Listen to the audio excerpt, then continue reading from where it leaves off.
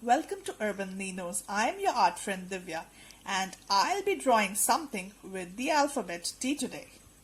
So as you see, this is T written on the paper. What we'll do next is we'll draw two lines here and here, and then I'll make a small one here. Then we'll join these.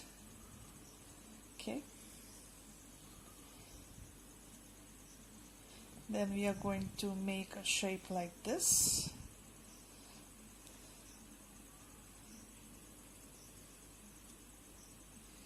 And then two lines here. Another one like this.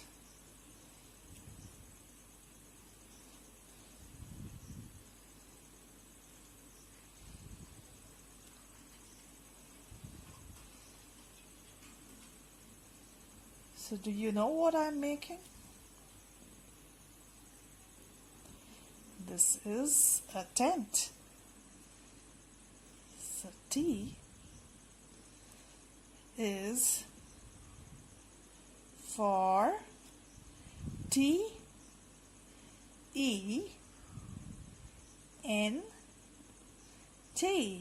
tent. Try for yourself. Enjoy. Bye.